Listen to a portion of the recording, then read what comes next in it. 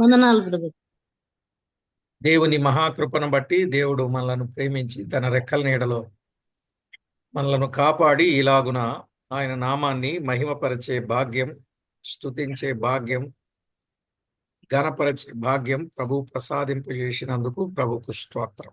தேவன் தம் அன்புக்கூறுகளை சிறைக்குள்ளாக மூடி மறைத்து காப்பாற்றி பலப்படுத்தி அவருடைய நாமத்தின் மகிமைக்காக இந்த காரியம் செய்ய கிருபை கொடுத்தார். அந்த நாமத்தின் மகிமைக்காக நாம் நன்றி செலுத்தலாம். దయచేసి అందరు మ్యూట్ పెట్టుకోండి.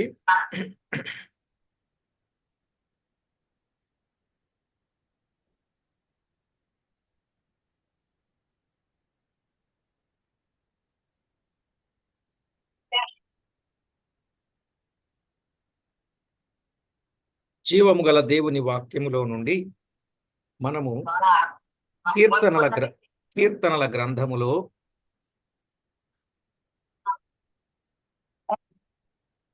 17వ కీర్తన మనము చదువుకొని అక్కడ గత వర్తమానంలో కొన్ని విషయాలు మనం విన్నాం. கடந்த நாட்களில் 14வது சங்கீதத்தை படித்து 6 முதல் 9 வசனம் படித்து நாம் சில காரியங்களை தியானித்தோம். 17వ కీర్తన 8, 9 చరణాలు. 17వ సంగీతத்தில் 8, 9 படித்து நாம் தியானித்தோம். ఒకడు తన కనుపాపను నీ కృపాతిశయములను చూపుము, ఒకడు తన కనుపాపను కాపాడుకొనున్నట్లు నన్ను కాపాడుము, నన్ను లయపరచగోరు దుష్టులను పోగొట్టి కాపాడుము, నన్ను చుట్టుకొను నా ప్రాణశత్రువుల చేత చిక్కకుండను నీ రెక్కల నీడ క్రింద నన్ను దాచుము. பார்க்கலாம் சங்கீதம் 17ல அதாவது கடைசி 7வது சங்கீதம் 8, 9 பதில உம்முடைய அதிசயமான கிருபை விளங்க பண்ணும், கண்மணியைப் போல என்னை காத்தர்ன வசனம் 8, 9 என்னை ஒடுக்கிற துன்மார்கருக்கு சூழ்ந்து கொள்கிற என் பிராணின் పగైంజరుக்கும் మறைవాக ఉమ్మడి సేటికి నీళ్ళే ఎన్నై కాపాటు. చదవబడిన ఈ లేఖన భాగము కొరకై ప్రార్థన చేసి వాక్యాన్ని ధ్యానం చేద్దాం. వాసికపడ్డ పகுதிக்காய் ஜெபித்து நாம் தியானிக்கலாம். కృపా కనికరములు గల మా దేవ, కరుణా వాత్సల్యములు గల మా ప్రియ ప్రభువా, మీ ఘననామమునకు వేలాది వందనాలు, కోటాను కోట్లు స్తుతులు స్తోత్రములు చెల్లిస్తున్నాం. கிருபை மிருகம் நிறைந்த ஆண்டவரே, கனமுள்ள தேவனே, உம்முடைய கனமுள்ள மகத்துவ நாமத்துக்காய் கோடி கோடி స్తుతి స్తోత్రங்கள் విన్నపங்கள் జపங்களை நாங்கள் ஏறெடுக்கிறோம். చదవబడిన లేఖన భాగములను దీవించండి, మా అందరితో తేటగా సూటిగా స్పష్టంగా మాట్లాడి మహిమ పొందండి. வாசிக்கப்பட்ட வேத பகுதியை நீர் எங்களோடு பேசி எங்களுடைய இருதயங்களையும் உள்ளந்தெரியங்களையும் மனமாற்றமடைய செய்ய வேண்டும் என்று கேட்டுக்கொண்டு, మా పట్ల మీరు జరిగిస్తున్న ప్రతి కార్యమును బట్టి మిమ్మును మేము ఎంతగానో స్తుతించుచు మీకు రావలసిన మహిమ మా మంటిఘటముల ద్వారా ఆపాదించుకొనమని వేడుకుంటూ, நீங்கள் எங்கள் மேல் செய்த ஒவ்வொரு காரியத்தையும் நினைத்துக்கொண்டு மண்ணான பாத்திரங்கள் மேல் நீர் பாராட்டின எல்லா கிருபைகளுக்கு இரக்கங்களுக்கு நன்றியை நாங்கள் எடுத்துக்கொண்டு మా ప్రభు రక్షకుడైన యేసు క్రీస్తు నామమున వేడుచూ ఉన్నాము తండ్రి. ஆண்டவருக்கு ఉన్నతமான இயேசு கிறிஸ்து நாமத்தினாலே ஜெபித்து வேண்டிக் கொள்கிறோம் நல்ல பிதாவே, ఆమేన్. ఆమేన్. ప్రభునందు ప్రియులారా, మనము చదువుకున్న జీవం గల దేవుని వాక్యములు, మన దేవుడు ఒకడ తన కనుపాపను కాపాడుకొనున్నట్లు కాపాడే దేవుడు అని మనము చదువుకున్నాం. பார்க்கிறோம் சங்கீதம் 17:8 தேவன் கண்மணியை போல நம்மை காக்கிறார் என்பதை குறித்து நாம் தியானித்தோம். నిజమే, మన దేవుడు కంటికి రెప్పలా కాపాడతాడు, ఆయన అన్ని వేళలలోనూ కాపాడతాడు. நம் தேவன் கண்மணி எப்படி இந்த ரக்கையினால் அதுமுறை காப்பாற்றி எல்லா வேளையிலும் கூட நம்மை காப்பாற்றுகிறார். 121వ కీర్తనలో చెప్పబడినట్లు ఆయన కునుకక నిద్రపోక ఆయన మనలను కాపాడేవాడు. பார்க்கிற 121 சங்கீதத்தில் 24 சங்கீதத்தில் அவர் உறங்காமலும் அயராமலும் இருந்து நம்மை காப்பாற்றுகிறார். 121:4లో వ్రాయబడిన మాట మనము గమనిస్తే, ఇశ్రాయేలును కాపాడువాడు కునుకడు నిద్రపోడు అన్నాడు. சங்கீதம் 121:4 இதோ இஸ்ரவேலை காக்கிறார், உறங்குகிறதும் இல்லை தூங்குகிறதும் இல்லை என்று நாம் பார்க்கிறோம். నిజమే, ఆయన కాపాడుతాడు, వాస్తవమే. కునుకక నిద్రపోక కాపాడువాడు. உண்மையாகவே அவர் நம்மை காப்பாற்றுகிறார். உறங்காமலும் தூங்காமலும் அயராமலும் இருந்து நம்மை காப்பாற்றுகிறார். 6వ చరణములో పగలు ఎండ దెబ్బ అయినను రాత్రి వెన్నెల దెబ్బ అయినను తగలకుండా కాపాడువాడు. பார்க்கிறோம் 126ல பகலில் வெயிலாகிலும் இரவில் நிலவாகிலும் நம்மை சேதப்படுத்தாது படிக்க நம்மை காக்கிறார். కనుక మన దేవుడు మనలను ఎంతో కాపాడేవాడు, ఏ అపాయము రాకుండా కాపాడేవాడని 7వ చరణంలో వ్రాయబడింది. கர்த்தர் நம்மை காப்பாற்றுகிறார், எந்தவித அபாயம் எந்தவித தீங்கும் இல்லாமல் நம்மை காப்பாற்றுகிறார் என்று 7வது வசனத்தில் படிக்கிறோம். రాకపోకలయందు యెహోవా నిన్ను కాపాడును అని 8వ చరణంలో వ్రాయబడింది. 8ல பார்க்கிறோம், நம்முடைய போக்கிலும் வரத்திலும் கூட தேவன் நம்மை காக்கிறார் என்பதை குறித்து 8ல பார்க்க முடியும். ఏం కాపాడతాడో 7వ చరణం చివరి భాగంలో వ్రాయబడింది. அது ఎதை కాపాற்றுగారు என்று சொல்லி 7வது వసనం కடைసి పదిలో பார்க்க முடியும். ఆయన నీ ప్రాణమును కాపాడును అన్నాడు. ప్రాణాన్ని కాపాడేవాడు ఆయన. அவர் நம்மை உயிரை இன்னும் சொல்ல போனா நம்ம ஆத்துமாவை அவர் காப்பாற்றுగారు என்று பார்க்க முடியும். ఓ ప్రియులారా, జాగ్రత్తగా గమనించండి. ఆయన ప్రాణమును కాపాడతాడు, ప్రాణాన్ని కాపాడతాడు. அவர் நம்முடைய பிராணனை அழிவிலிருந்து விலக்கி நம்மை காப்பாற்றுகிறார் என்று பார்க்க முடியும். ప్రవర్తన కాపాడతాడు, పాదములను కాపాడతాడు. అంతేకాదు, ఆయన ప్రాణాన్ని కాపాడతాడు. நம்முடைய நடக்கையை காப்பாற்றுகிறார், போக்கிலும் வரத்திலும் காப்பாற்றுகிறார். எல்லாவற்றுக்கும் மேலாக அவர் நம்முடைய ஆத்துமாவை பிராணனை காப்பாற்றுகிறார். నిజమే, మన ప్రభువు మనలను ప్రేమించి మనలను కాపాడేవాడుగా ఉన్నాడు. కంటి పాపను ఒకడు కాపాడునట్లు ఆయన మనలను కాపాడేవాడు. ఎక్కడ నుండి చెప్పాడు? దుష్టుల చేతిలో నుండి, పగవారి చేతిలో నుండి, శత్రువుల చేతిలో నుండి కాపాడువాడు. அவர் நம்மை எங்கிருந்து காப்பாற்றுகிறார், எப்படி காப்பாற்றுகிறார் என்று சொன்னால், அவர் நம்மை கண்ணின் மழை போல பாதுகார், துஷ்டரின் கைக்கும் பகைஞரின் கைக்கும் என்று சொல்ல போனா விரோதிகளின் கையிலிருந்து அவர் விலக்கி நம்மை பாதுகாக்கிறார். ఈరోజు మనం కూడా కాపాడుకోవలసినవి కొన్ని ఉన్నాయి. இந்த நாட்களும் செய்யக்கூடிய காரியம் என்ன, நம்மை நாமே எந்தெந்த కార్యங்கிறது நம்மை காத்து கொள்ள வேண்டும். ఆయన కాపాడువాడు, నన్ను కాపాడుతాడని మనము గుడ్డిగా వెళ్ళిపోకుండా, ఆయన మనలను కాపాడేది ముమ్మాటికి వాస్తవమే. అలాగే మనం కూడా కాపాడుకోవలసినవి కొన్ని ఉన్నాయి. அவர் நம்மை காப்பாற்றுவது உண்மைதான், எதிலிருந்து காப்பாடு உண்மைதான். நாம் அப்படியாக அவர் நம்மை காப்பாற்றுகிற கூட்டுத்தனமாக இல்லாம நம்மை நாமே சில காரியங்களை நம்மை தற்காத்து கொள்ள வேண்டும். మరి మనమేం కాపాడుకోవాలి? சரி, நாம் எதை காப்பாற்றிக் கொள்ள வேண்டும்? తిమోతికు రాసిన 2వ పత్రిక 4వ అధ్యాయం 7వ వచనంలో వ్రాయబడిన మాట. நான் பார்க்கிறோம், తిమోతి 2வது நிருபம் 4வது அதிகாரம் 7வது వచనం. పౌలు తన విశ్వాసమును కాపాడుకుంటిని అన్నాడు. చెప్పండి. ఈనాడు మనం కూడా మన విశ్వాసమును మనము కాపాడుకోవాలి. பவுல் சொல்றார் அங்கே, அந்த இடத்துல விசுவாசத்தை காத்துக்கொண்டு சொல்லுகிறார். நாமும் கூட நம்முடைய விசுவாச வாழ்க்கையின் ஓட்டத்திலே நம் விசுவாசத்தை காத்துக்கொள்வது மிகவும் அவசியம். మరి ఈనాడు ఎంతమంది తమ విశ్వాసమును కాపాడుకునేటట్లుగా ఉన్నారు అనేది మనం ఆలోచన చేయాలి. நம் ஆலோசனைக்காய காரியம் என்று சொன்னால், எத்தனை விசுவாசிகள் அவருடைய விசுவாசத்தை காத்து கொண்டிருக்கிறீர்கள்?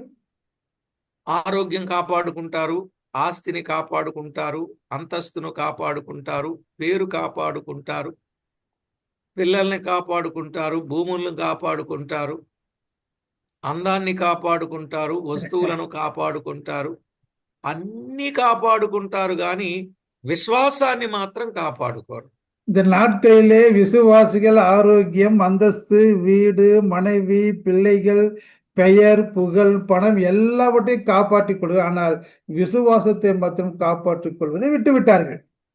కాబట్టి ఎప్పుడైతే విశ్వాసమును కాపాడుకొనని వారుగా ఉంటారో, అసలు అన్ని విషయాల్లో ప్రయోజనకరమైంది విశ్వాసం అనే సత్యాన్ని ఎరుగక విశ్వాసాన్ని కాపాడుకోవటం లేదు.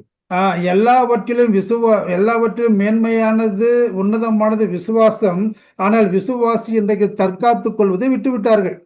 కనుక ప్రభునందు ప్రియులారా, మన జీవితంలో దేవుడు కాపాడే మాట వాస్తవమే గాని మనలను మనం కూడా కాపాడుకోవాలి, విశ్వాసమును కాపాడుకోవాలి. పౌలులా ஆ, தேவன் நம்மை காப்பாற்றுவது உண்மைதான். பவுல் தன் விசுவாசத்தை காத்துக் கொண்டது போல் நாம் கூட விசுவாசத்தை நாம் காத்துக்கொள்ள வேண்டும். రెండవదిగా మనము కాపాడుకోవలసింది ఏమిటి అనంటే, దినవృత్తాంతముల 2వ గ్రంథం 6వ అధ్యాయం 16వ వచనాన్ని మనం చదువుకుందాం. இரண்டாவது நாம் காப்பாற்றிக் கொள்ளக்கூடிய காரியம் எது என்று சொன்னால் 2 நாளாகமம் 6ஆம் அதிகாரம் 16வது வசனம். చూడండి, అక్కడ వ్రాయబడిన మాట మనము ఆలోచన చేస్తే, నీవు నా ముందర నడచునట్లుగా నీ కుమారులను తమ ప్రవర్తనను కాపాడుకొని నా ధర్మశాస్త్రము చొప్పున నడచిన ఎడల ఇశ్రాయేలీల సింహాసనం మీద కూర్చుండువాడు నా ఎదుట నీకుండకపోడని నీవు నీ సేవకుడైన దావీదు అను నా తండ్రితో సెలవిచ్చిన మాట ఇశ్రాయేలీల దేవా యెహోవా దయచేసి నెరవేర్చుము అన్నాడు. 2 நாளாகமம் 6:16 இஸ்ரவேலின் தேவனாகிய கர்த்தாவே, தேவரீர் என் தகப்பனாகிய தாவீது என்னும் இந்த அடியனை நோக்கி, நீர் எனக்கு முன்பதாக நடந்தது போல உன் குமாரரும் உன் நியாயப்பிரமாணத்தில் நடக்கும்படி தங்கள் வழியை காப்பாற்றினீர்களானால் இஸ்ரவேல் சிங்காசனத்தில் வீட்டிற்கும்படி புருஷன் உனக்கு முன்பதாக உனக்கு இல்லாமற் போவதில்லை என்று சொன்னதை இப்பொழுது அவனுக்கு நிறைவேற்றும் என்றார். ఈ వచన భాగములో తమ ప్రవర్తనను కాపాడుకొని దేవుని ధర్మశాస్త్రము చొప్పున నడిచిన ఎడల అంటే, ఇక్కడ కాపాడుకోవలసింది ఏమిటంటే ప్రవర్తనను కాపాడుకోవాలి. இங்க நான் பார்க்க எதை காப்பாற்றிக் கொள்ள வேண்டுமானால் தங்களுடைய நடக்கையை, தங்களுடைய வழிகளை காப்பாற்றிக் கொள்ள வேண்டும். ఈనాడు చాలా మంది ప్రవర్తనను కాపాడుకోవడం లేదు. ప్రాణాన్ని కాపాడుకుంటున్నారు, పైసలను కాపాడుకుంటున్నారు, పిల్లల్ని కాపాడుకుంటున్నారు, భూములను, ఆస్తి అంతస్తులను కాపాడుకుంటున్నారు. కానీ ప్రవర్తన ఎలా ఉన్నా పర్వాలేదులే అనుకొని ప్రవర్తన సరిలేని జీవితాన్ని జీవిస్తూ ఇష్టానుసారంగా ప్రవర్తిస్తున్నారు. అది మంచిది కాదు. இன்றைக்கு அநேக தங்களுடைய ஆஸ்தி, தங்களுடைய வீடு, தங்களுடைய பணம், பெயர், புகழ் எல்லாமே காப்பாற்றிக் கொள்கிறார்கள். ஆனால் நல்ல நடக்கையை காப்பாற்றிக் கொள்ள விட்டு விட்டார்கள். ஆகையால் நம்ம வாழ்க்கையில நல்ல நடக்கையிலே நாம் நடக்க வேண்டும் என்று தேவன் எதிர்பார்க்கிறார். ఇక్కడ ప్రవర్తనను కాపాడుకునే వాని విషయములో రాజు సింహాసనం మీద కూర్చుండి ఏలుబడి చేసేవాడుగా ఉంటాడు అనే సత్యాన్ని కూడా తేట తెల్లం చేసినట్లు చూడగలం. இங்கே ஒருவன் நல்ல நடக்கையாய் நடக்கின்ற பொழுது அவன் ராஜாவாக சிம்மாசனத்தில் எப்பொழுது வீட்டு இருக்கிறான் என்ற காரியத்தை தேவன் சொல்லுகிறார். నిజమే, వాని ప్రవర్తనను వాడు కాపాడుకుంటే ఆ ప్రవర్తనను చూచి దేవుడు ఏం చేస్తాడు? కీర్తన 37వ కీర్తన 23వ చరణం. இப்படிப்பட்ட நல்ல நடக்கையை காத்து கொள்ளுகின்ற பொழுது அவனுக்கு தேவன் என்ன செய்கிறார்? 37வது சங்கீதம் 23வது வசனம். ఒకని నడత యెహోవా చేతనే స్థిరపరచబడును, వాని ప్రవర్తన చూచి ఆయన ఆనందించును. వాని ప్రవర్తనను చూచి ఆయన ఆనందిస్తాడు అని చెప్పాడు. பார்க்கிற 37:23ல நல்ல மனநடைகள் கர்த்தராலே உறுதிப்படுகிறது. அவனுடைய வழியின் மேல் அவன் கர்த்தர் பிரியமாயிருக்கிறார் என்று பார்க்க முடியும். ప్రియులారా, ప్రవర్తనను చూచి ప్రభు ఆనందించేవాడు గనుక మన ప్రవర్తనను ఎంతో జాగ్రత్తగా కాపాడుకోవాలి. தேவன் நம் நடையை பார்க்கிறார், அதை பார்த்து ஆனந்திக்கிறார். ஆகையால் மனிதன் தன் நடையை காத்துக் கொள்வது மிகவும் அவசியம். నిజమే, దేవుడు కాపాడేవాడే. ఒకడు తన కనుపాపను కాపాడినట్లు ఆయన మనలను కాపాడేవాడే. தேவன் நம்மை காப்பாற்றுகிறார். நம்மை எப்படி கண்மணி ரெக்கைகள் காப்பாற்றுவது போல தேவன் நம்மை காப்பாற்றுகிறார். ఎవరిని కాపాడతాడో విన్నాం. విశ్వాసులను కాపాడతాడని, ఆయనను ప్రేమించే వారిని కాపాడతాడని, సాధువులను కాపాడతాడని, ప్రార్థించే వారిని కాపాడతాడని, దరిద్రులను కాపాడతాడని, పరదేశులను కాపాడతాడని మనము గత వర్తమానంలో విన్నాం. தேவன் யாரையெல்லாம் காப்பாற்றுகிறார் என்று சொல்லி விசுவாசிகளை, பரிசுத்தவான்களை, ஜெபிக்கிறவர்களை, ஏழைகளை, தரித்திரர்களை, இன்னும் சொல்ல ஜெபிக்கிறவர்கள் எல்லாவற்றையும் கர்த்தர் காப்பாடுகிறார் என்று கடைசி செய்தியில கேட்டோம். దేవుని శక్తి చేత కాపాడతాడని కూడా విన్నాం. தேவன் தன் பலத்தால் நம்மை காக்க என்பதை குறித்து கூட தியானித்தோம். తొట్టిల్లకుండా కాపాడతాడని విన్నాం. நம்ம வழுவாதபடிக்கு நம்மை காக்க என்பதை குறித்து கூட பார்த்தோம். శోధన కాలములో కాపాడతాడని విన్నాం. சோதனையிலிருந்து நம்மை காப்பாட என்பதை குறித்து தியானித்தோம். ఆయన కాపాడేవాడే అట్ ద సేమ్ టైం మనం కూడా మనలను కాపాడుకోవాలి. அவர் நம்மை காப்பாற்று, ஆனால் அதே சமயத்தில் நாமும் கூட நம்மை தற்காத்துக் கொள்வது அவசியம். మనం ఏం కాపాడుకోవాలి? ఒకటి విశ్వాసమును కాపాడుకోవాలి. நாம் எதை காப்பாற்றிக் கொள்ள வேண்டுமோ முதல்ல விசுவாசத்தை நாம் காத்துக்கொள்ள வேண்டும். రెండు, మన ప్రవర్తనను కాపాడుకోవాలి. இரண்டாவது நாம் நம் நடக்கையை நாம் காத்துக்கொள்ள வேண்டும். జాగ్రత్తగా వినండి. మన ప్రవర్తనను మనము కాపాడుకోవాలి. நம் நடக்கையை நாம் காத்துக்கொள்ள வேண்டும். ఇంకేం కాపాడుకోవాలి అని అన్నప్పుడు ప్రభునందు ప్రియులారా, దైవ లేఖనములో వ్రాయబడిన మాటలు, இன்னும் நாம் எதை காத்துக்கொள்ள வேண்டும் என்று வேதம் கற்றுத்தருவது என்பதை பார்க்கின்ற பொழுது యాకోబు పత్రిక 1వ అధ్యాయం 27వ వచనంలో చెప్పబడిన మాట. நாம் பார்க்கிறோம் யாக்கோபின் நிருபம் 1వ அதிகாரம் 27வது வசனம். ఇహలోక మాలిన్యము అంటకుండా కాపాడుకోవాలి. இங்க பார்க்கலாம், இந்த உலகத்தில் உள்ள உலகத்தால் நம்மை కరైపడాదబడికి நம்மை కాத்துకొల్ల வேண்டும். భక్తి జీవితాన్ని, భక్తిని కాపాడుకోవాలి. అక్కడదే చెప్పాడు, నిష్కళంకమైన భక్తి ఏదనగా పవిత్రమును, నిష్కళంకమునకు భక్తి ఏదనగా దిక్కుమాలి పిల్లలను, వారి ఎదురాండ్రను వారి ఇబ్బందిలో పరామర్శించుటయు, ఇహలోక మాలిన్యము తనకంటకుండా తన్ను కాపాడుకొనుటయునే భక్తి అన్నాడు. భక్తిని కాపాడుకోవాలి. நாம் நம்முடைய பக்தியை இன்னும் சொல்ல போன கரைபடாதபடிக்கு வாழக்கூடிய மாசு இல்லாத சுத்தமான பக்தியாக நாம் நம்மை காத்துக்கொள்வது மிகவும் அவசியம். ఎంతలా కాపాడుకోవాలి అంటే, మనము వెళ్ళి బురదలో పడినా, మనకొచ్చి బురద అంటినా, అంటేది మనకే గనుక అది అంటకుండా మనము కాపాడుకోవాలి. எப்படி நாம் நம்மை காத்துக்கொள்ள வேண்டுமானால், ஒருவேளை நாம் போய் சேற்றில் விழுந்தாலும் சரி, இல்ல சேறு நம்பிது விழுந்தாலும் சரி, కరైపడుவது நாம் தான். அப்படிப்பட்ட కరైపడాదబడికి நாம் కాத்துకొల్ల வேண்டும். అంటే మనం ఎప్పుడు కూడా విధికి విరుద్ధంగా, రోడ్డుకు అడ్డంగా మనం ఎన్నడూ ప్రయాణం చేయకూడదు. అలా చేస్తే ప్రమాదం కలుగుద్ది. எப்பொழுது நாம் சாலை விதிகளை மீறி நடவாதபடிக்கு பள்ளங்களை பார்த்து நடக்கின்ற பொழுது நம்மை நாமே கற்காத்துக் கொள்வோம் என்று பார்க்க முடியும். కానీ ఈనాడు చాలా మంది చేసేటటువంటి వాళ్ళు రాంగ్ ట్రాక్ లో వెళ్ళిపోతూ ఇది భక్తి జీవితం అని అనుకుంటున్నారు. పైకి భక్తి గల వారి వలె ఉండి దాని శక్తిని ఆశ్రయించలేని వారుగా ఉన్నారు. அநேகர் இன்றைக்கு தவறான பாதையில் நடந்து இதுதான் பக்தியுள்ள பாதை என்று வாழ்ந்து கொண்டிருக்கின்ற பொழுது வெளியிலே பக்தியாய் காணப்படுகிறார்கள், ஆனால் உள்ளே பலமிழந்து காணப்படுகிறார்கள். పై పై భక్తి, నటన భక్తి, వేషధారణ భక్తి, భక్తిలో చాలా రకాలు ఉన్నాయిలేండి. பக்தியை பார்க்க வெளியரங்கான பக்தி, இன்னும் சொல்ல போனா மாயையான பக்தி, வேஷமான பக்தி, இப்படியாக பக்தியின் அநேக காரியம் இருக்கிறது. ముక్తికి చేరలేని భక్తి చేయకూడదు మనం. அப்படின்னா முக்திக்கு போகாத பக்தி உள்ள வாழ்க்கையில வாழக்கூடாது.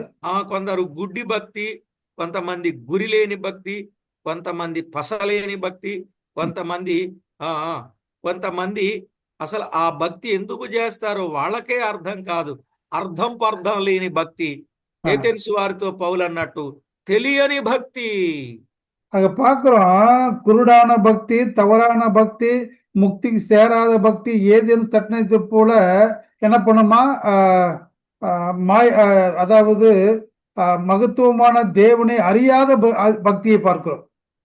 దయచేసి అలాంటి జీవితాన్ని, అలాంటి భక్తిని మనము కలిగి ఉండకుండా పవిత్రమును, నిర్దోషమును, నిష్కళంకమునైన భక్తి కలిగి జీవించాలి.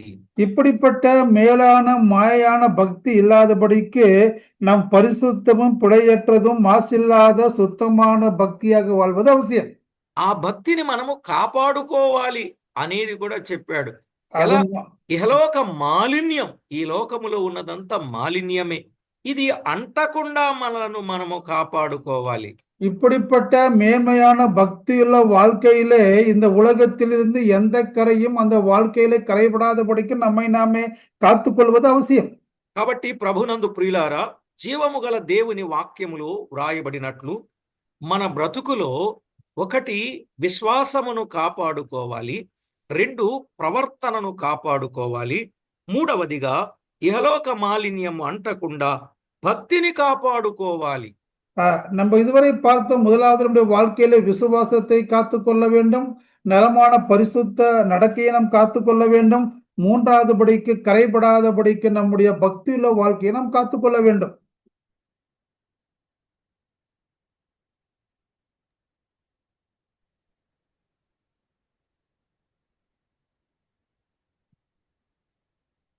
అన్న మీట్లో ఉన్నారన్న, మీట్లో ఉన్నారు. అన్న ఒక నిమిషం వేరే కాళ్ళు ఉంటారు. తిమోతికు రాసిన 2వ పత్రిక 1వ అధ్యాయం 14వ వచనాన్ని మనము చదువుకోవాలి. 4வது காரியமாக తిమోతి 2வது நிருபம் 1வது அதிகாரம் 14வது వచనం. మనం ఏం కాపాడుకోవాలో చెప్పాడు. దేవుడు అప్పగించిన మంచి పదార్థమును మనము కాపాడుకోవాలి అని అక్కడ వ్రాయబడింది. இன்னும் நாம் எதை காத்துக்கொள்ள வேண்டுமானால் 2 திமோத்தி 1:10 உன்னிடத்தில் ஒப்புவிக்கப்பட்ட அந்த நற்பொருளை என்ன பண்ணுமா காத்துக்கொள்ள வேண்டும் என்று வேதம் போதிக்கிறது. కాబట్టి ఏం కాపాడుకోవాలి? మంచి పదార్థం, మంచి పదార్థం. దేవుడు మనలను ప్రేమించి ఇచ్చిన మంచి పదార్థం అంటే మనము శరీరానికి సంబంధించిన ఆహారం కాదండి, ఆత్మకు సంబంధించిన ఆహారం, వాక్యాహారమే మంచి పదార్థం. அதாவது தேவன் நம்மை அன்பு செய்து கொடுத்த நற்பொருள் என்னன்னு சொன்னா சரீரத்துக்குரிய ஆகாரம் அல்ல, ఆవికురియ వసనమే అది ఆహారం అని நாம் பார்க்கிறோம். అదే చెప్పాడు, ఒక మనుషుడు రొట్టె వలన మాత్రము జీవించడు గాని దేవుని నోట నుండి వచ్చు మాట వలన జీవిస్తాడు. అంటే ఆయన ఇచ్చిన మంచి పదార్థం ఏంటంటే దేవుని వాక్యం. ఆ వాక్యాన్ని మనం కాపాడుకోవాలి. ஒரு மனிதன் அப்பத்தால் மாத்திரமல்ல தேவனுடைய ஒவ்வொரு வார்த்தையிலும் காப்பாற்றப்படுகிறான். ஆகிய நற்பொருள் என்பது கர்த்தருடைய வார்த்தை எங்கே குறிப்பிடப்படுகிறது பார்க்கிறோம். నిజమే, మన జీవితంలో ఎప్పుడైతే వాక్యాన్ని కాపాడుకోవడం మీన్స్ వాక్యము ద్వారా నడిపించబడడం, వాక్యపు అడుగుజాడలలో మనము ప్రయాణం చేయడం, వాక్యాన్ని మనము వెంబడించడం, వాక్యాన్ని మాదిరిగా తీసుకొని వాక్యపు వెలుగులో మనము సంచరించడం, ఇది మనం చేయాల్సిన పని.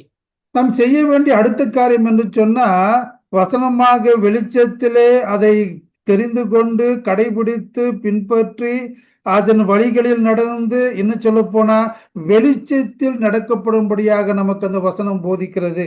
కనుక ప్రతి ఒక్కరూ కొంచెం మీరు ఆలోచన చేయండి, అర్థం చేసుకోనండి.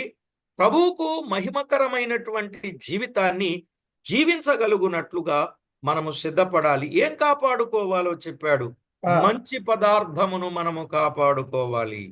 நாம் தேவனுக்கு மகிமையாக எப்படியாக வாழ வேண்டும் என்று சொன்னால் அந்த நற்பொருளை பார்த்தோம். நற்பொருள் என்பது கர்த்தருடைய வசனத்தின்படி நாம் நடந்து நம்மை காத்துக்கொள்ள வேண்டும் என்று பார்க்கிறோம். ఇక 5వదిగా మనం వింటే అపోస్తలుల కార్యముల గ్రంథం 20వ అధ్యాయం 28వ వచనాన్ని మనం చదువుకున్నట్లయితే 5வது காரியத்தை நாம் பார்க்கிறோம். அப்போஸ்தலர் நிருபம் 20வது அதிகாரம் 28வது వచనం. ఎఫెసు సంఘ పెద్దలను మిలేతుకు పిలిపించి పౌలు వారితో మాట్లాడిన సందేశం ఎంత విశేషమైనదో ఈ భాగంలో మనము చూడవచ్చు. பவுல் மிலேத்துவிலே கூடி வந்த எபேசிலே வந்து மிலேத்துவிலே ஆள் அனுப்பி சபை மூப்பர்களை வரவழைத்து சொல்லக்கூடிய காரியம் என்னன்னு சொன்னா, దేవుడు తన స్వరక్తమిచ్చి సంపాదించిన తన సంఘమును కాయుటకు అంటే కాపాడుటకు పరిశుద్ధాత్మ మిమ్మును దేనియందు అధ్యక్షులనుగా ఉంచెను, ఆ యావత్తు మందను గూర్చియు మీ మట్టుకు మిమ్మును గూర్చియు జాగ్రత్తగా ఉండుడి అని చెప్పాడు. பார்க்கிறப்ப 20 ஆகையால் உங்களை குறித்தும் தேவனுடைய சுயத்தில் சம்பாதித்துக் கொண்ட சபையை மேய்ப்பதற்கு பரிசுத்த ஆவி உங்களை கண்காணிகளாக வைத்த மந்தை முழுவதையும் குறித்து எச்சரிக்கையாயிருங்கள். తన సంఘమును కాపాడుటకు, తన సంఘమును కాపాడాలి, సంఘము యొక్క సాక్ష్యమును కాపాడాలి, సంఘములో ఉన్న వ్యక్తుల జీవితాలను కాపాడాలి. அதாவது இங்க சபையை காப்பாற்ற வேண்டும், சபையிலுள்ள மனிதர்களை காப்பாற்ற வேண்டும், சபையிலுள்ள மனிதர்களுடைய சாட்சியுள்ள வாழ்க்கையை நாம் காப்பாற்ற வேண்டும். నిజమే ప్రియులారా, మనలను మనము కాపాడుకుంటూనే మన సంఘమును కూడా మనము కాపాడవలసింది. అంటే సేవకులే కాపాడతారు, పెద్దలే కాపాడతారు అని అనుకుంటే మరి మన బాధ్యత ఏంటి సంఘములో? ஒருவேளை சபையை மூப்பர்கள் காப்பாற்றுவர், ஊழியர்கள் காப்பாற்றுகள் என்ற மனப்பான்மை இல்லாதபடிக்கு நாமும் கூட எதை காத்துக்கொள்ள வேண்டும் என்று விவரிக்கப்படுகிறது. మనకు కూడా దేవుడు ఒక గొప్ప భాగ్యాన్ని అప్పగించాడు. ఆ, ఆ భాగ్యాన్ని మనము గుర్తించి సంఘమును కాపాడాలి, సంఘము యొక్క సాక్ష్యమును కాపాడాలి అనంటే మొదట మనలను మనమే కాపాడుకోవాలి. அதாவது தேவன் நமக்கு சபையை கொடுத்திருக்கார் என்று சொன்னால் சபையிலே நம்மை நாம ஆர்ந்து சபையை காத்துக்கொள்ள வேண்டும், சபையில் இருக்கிற நம்முடைய சாட்சியை நாம் பாதுகாத்துக் கொள்ள வேண்டும். మాత్రమే కాదు, ఆరవదిగా మనం ఆలోచన చేసినట్లయితే నెహెమ్యా గ్రంథం 13వ అధ్యాయం 22వ వచనంలో వ్రాయబడిన మాటలు. அடுத்து ஆறாவது நாம் பார்க்கிறோம், நெகேமியா எழுதின 13வது அதிகாரம் 22வது வசனம். అక్కడేమని వ్రాయబడింది అనంటే, అప్పుడు తమ్మును తాము పవిత్రపరచుకొనవలనయు విశ్రాంతి దినమును ఆచరించుటకు వచ్చి గుమ్మములను కాచుకొనవలనయు లేవీలకు నేను ఆజ్ఞాపించి తిని. பார்க்கிறோம், ஓய்வு நாளை பரிசுத்தமாக்கும்படிக்கு உங்களை சுத்தம் பண்ணிக்கொண்டு வாசல்களை காக்க வாருங்கள் என்று நான் லேவியருக்கு சொன்னேன். ఇక్కడేం కాపాడాలి అంటే దేవుని గుమ్మములను కాపాడాలి, గుమ్మాలను కాపాడాలి అని చెప్పాడు. எதை காப்பாற்றிக் கொள்ள வேண்டுமானால் சபையினுடைய, அதாவது வாசல்களை நாம் காக்க வேண்டும் என்று பார்க்கிறோம். గుమ్మములు, దేవుని గుమ్మం అంటే సంఘము యొక్క ద్వారాలను మనము కాపాడుకోవాలి. அதாவது தேவனுடைய ஆமா இங்க தேவனுடைய வாசல் என்று பார்க்கின்ற பொழுது சபையினுடைய வாசல்களை நாம் என்ன பண்ணுமா, நாம் காப்பாற்ற வேண்டும் என்று பார்க்கிறோம். జాగ్రత్తగా వినండి ప్రియులారు, గుమ్మము గుండా అనేక మంది లోపలికి వచ్చి రహస్యమైన బోధలు చేసి భిన్నాభిప్రాయములను సంఘాలకు చెప్పి సంఘాలను కొల్లగొట్టేవారున్నాడు. అదే చెప్పాడు, వంకర మాటలు చెప్పేవారు వస్తారు. వారు మందను కనికరించకుండా వారిని నష్టం చేస్తారు. కనుక గుమ్మములను కాపాడవలసిన బాధ్యత ఉన్నది. அதாவது சபையுடைய வாசலிலே அநேகர் பிரவேசித்து தவறான காரியங்களை போதித்து மாயையான வலையிலே விழை செய்து மந்தை சிதறடிக்கக்கூடியவர்கள் வருவார்கள். இப்படியாக வராதபடிக்கு அந்த வாசலை காப்பது நமக்கு அவசியம். ఎందుకు ఆ గుమ్మములను కాపాడాలి మనకు అర్థమైంది కదా. எதற்கு அந்த வாசலை காக்க வேண்டும் நமக்கு புரிந்திருக்கிறது அல்லவா. నెహెమ్యా గ్రంథములో ఉన్న గుమ్మములను గూర్చిన సంగతి నెహెమ్యా గ్రంథములో నుండి చాలా సంగతులు, ఆ గుమ్మముల వివరాలు మనము ఏ గుమ్మాలు ఉన్నాయో, సంఘానికి దేవుడు ఎన్ని గుమ్మాలు ఇచ్చాడో వాటిని గూర్చిన వివరాలన్నీ మనము ఎంతో శ్రద్ధతో జాగ్రత్తతో మనం విన్నాం. அதாவது நெகேமியா நிருபத்திலிருந்து எத்தனை அந்த வாசல்கள் இருக்கிறது, எதற்காக கொடுக்கப்பட்டது என்பதை குறித்து நாம் தியானித்து வந்து கொண்டிருக்கிறோம் சண்டேல. నిజమే, ఆ గుమ్మమును కాపాడకపోయినట్లయితే రకరకాల వాళ్ళు లోపల ప్రవేశిస్తారు, ప్రవేశించి మందను నష్టం చేస్తారు, సంఘాలకు కీడు కలుగ చేస్తారు, సంఘాలను ఇబ్బంది పెడతారు. அதாவது வாசலை காக்காவிட்டால் அநேக வேறு விரும்பாத மனிதர்கள் வந்து சபையை துன்பப்படுத்தி சபையை நஷ்டப்படுத்தி சபையை கீழான நிலைமைக்கு எடுத்துக்கொண்டு போகிறார்கள். అందుకే యోహాను సువార్త 10వ అధ్యాయంలో చెప్పాడు, గొర్రెలు పోవు ద్వారము నేనే, అంటే గొర్రెలు వెళ్ళు గుమ్మాన్ని నేనే అని చెప్పాడు. అలా చెబుతూ కొంతమంది ఉంటారు జీతగాళ్ళు, ఆ జీతగాళ్ళు మందను కనికరించకుండా జీతం కొరకే ఎదురు చూస్తూ దొంగతనమును హత్యను నాశనము చేయడానికి వస్తారు. వారిని కనిపెట్టుకొని ఉండండి, నా గొర్రెలు నా స్వరం వింటాయి, వాటిని నేను ఎరుగుదును, వాటిని నా చేతులతో పట్టుకున్నాను, వాటిని ఎవడును అపహరింపకుండునట్లు నేను దాస్తాను, వాటికి నేను నిత్య జీవం ఇస్తానని 10వ వచనము నుండి 28 వచనాలలో వ్రాయబడిన వాస్తవాలు. யோவான் 10:10 அதிகாரம் 20 வரைக்கும் பார்க்கின்ற பொழுது, நானே நல்ல மேய்ப்பன், நானே வாசல், என் வழியாக உட்பிரவேசிக்கும் ஜீவனை கண்ட வார்த்தையின்படி. ஆனால் அதை தவிர கூலியால் வருகிறான், அவன் கூலிக்காக அவன் மேய்க்கிறான், அவன் ஆடுகளை சிதறடிக்கிறான். ஆனால் நல்ல மேய்ப்பன் ஆடுகள் எனக்கு செவி கொடுக்கிறது, நானும் அவர்கள் நித்திய ஜீவன் உண்டாயிருக்கப்படும்படியாக என் ஜீவனை கொடுக்கிறேன் என்று சொல்லி நல்ல மேய்ப்பன் ஆடுகளுக்காக ஜீவனை கொடுத்த மேய்ப்பனை குறித்து அங்கு பார்க்க முடியும். కాబట్టి ప్రతి ఒక్కరూ ప్రభునందు ప్రియులారా వాస్తవాలను తేటగా గమనించి ఆయన నామానికి మహిమ ఆపాదించగలిగేటట్లు మనము గుమ్మములను కాయాలి. ఎవరిని లోపలికి రానియాలో, ఎవరిని రానియకూడదో, ఆ విఘ్నత, ఆ వివేకం, ఆ జ్ఞానం, ఆ అనుభవం ఖచ్చితంగా సేవకులకు, కాపరులకు, పెద్దలకు, పరిచారకులకు ఉండాల్సిందే.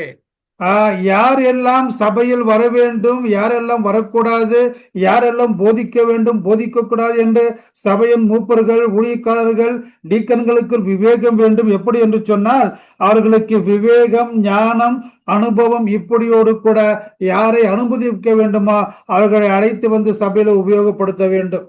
అలాగూ లేకపోయినట్లయితే మనం ఎంతో నష్టం కలుగ చేసిన వారం అవుతాం, మనలను మనమే కలుగ చేసుకున్న వారం అవుతాం.